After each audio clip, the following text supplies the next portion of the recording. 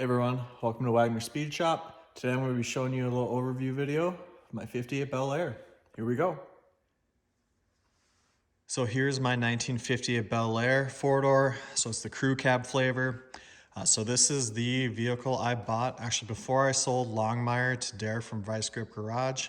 I was just ready to move on from that truck. I wanted something a little bigger that I could throw the family and the dog in. Take to the lake, take to, a bar, restaurant.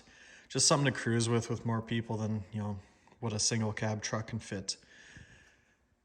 So we got a two-tone, got the yellow and white. Overall, the chrome and the grill's in pretty good shape. I even have the original plates that were on it. So this vehicle's never left Minnesota. Sold out of a dealership out of Duluth. It even has a dealer tag on the back, which is pretty cool. Definitely need to figure out what I'm doing wheel-wise with this. I'm leaning towards some billet specialties, 18s in the front, 20s in the back. I think that'll look good because I will also have this thing on air ride. This fender is probably the worst condition of the vehicle. Overall, it's relatively rust-free. There's some surface rust and everything.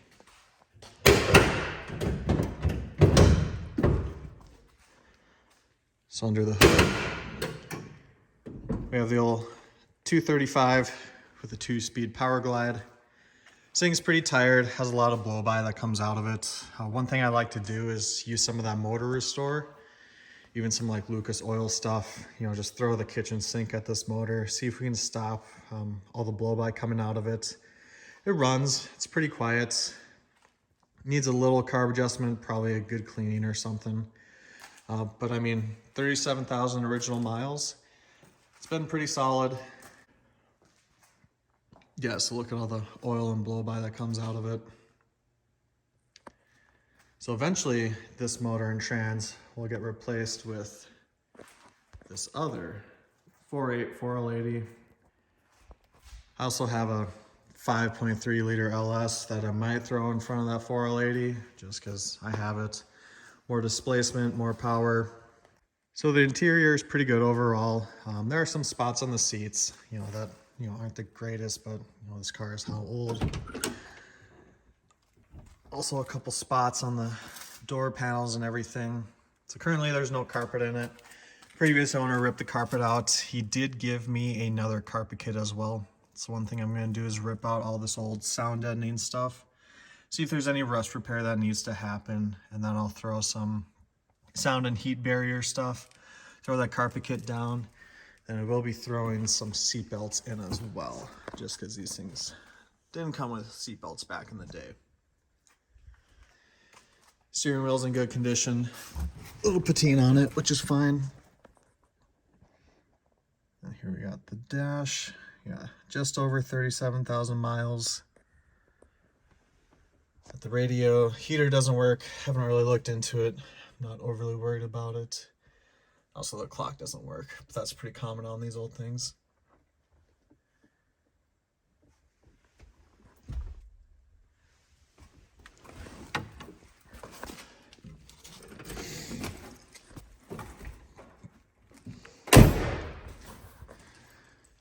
And I'll pop the trunk open as well.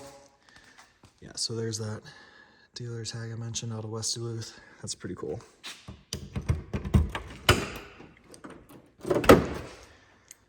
So there's that carpet kit I mentioned.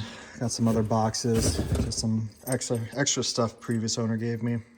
It's pretty solid overall, not a whole lot of rust. The only spot that's really of concern is just in that area, which is not all that concerning. So I'll rip this nice mat out that the previous owner gave me, throw some like Pour 15 or some sort of rust converter down on it. But overall, it's a pretty good color. I like it. One thing I like to do is give it a good Comet wash, try to make the yellow just pop a little more. Then I'll hit it with some patina sauce from Sweet Patina, really make it pop.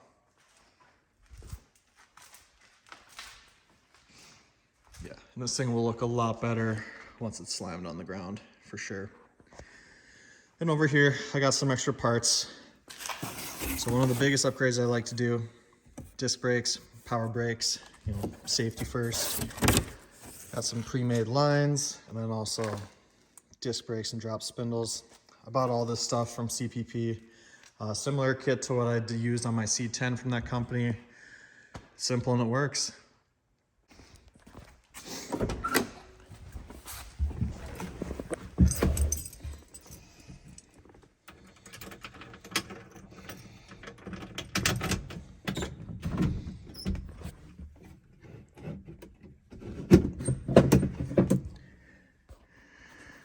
See if this thing will fire up. It's been about a month and a half, 2 months since I last started it.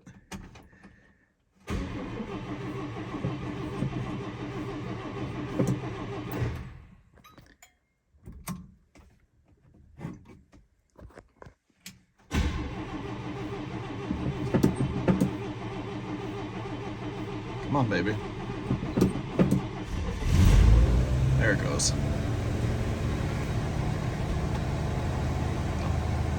Son's been messing with the wipers. That's fine.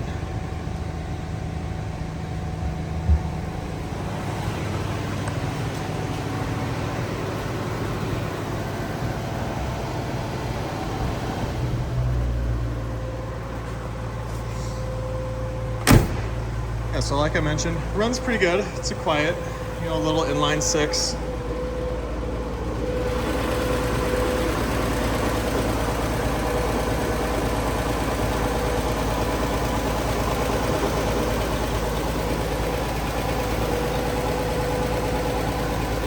Overall solid motor. I'll definitely keep it, throw it in another project or in some sort of, you know, just super simple budget rat rod.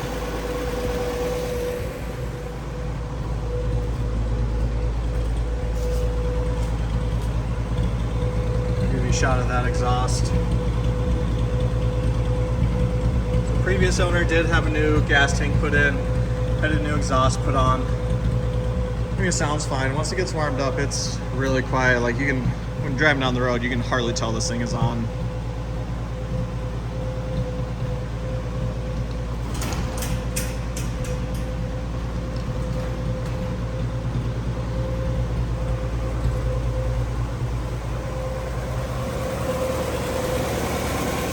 Really get another shot of the engine bay. Definitely needs a good power washing, that's for sure.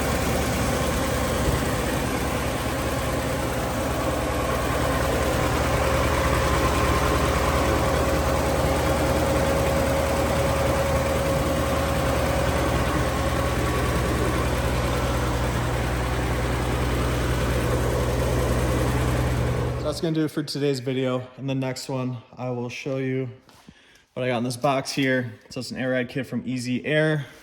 It's got brackets, bags, everything, some shocks, lines, going manual valves on this just because they're super simple, reliable. But I still gotta call Steve from Easy Air, order up another compressor because I like to do dual compressors. Just when you're constantly raising and lowering this thing, you know, stopping at the gas station, going to the grocery store, all that stuff. Just nice to have dual ones.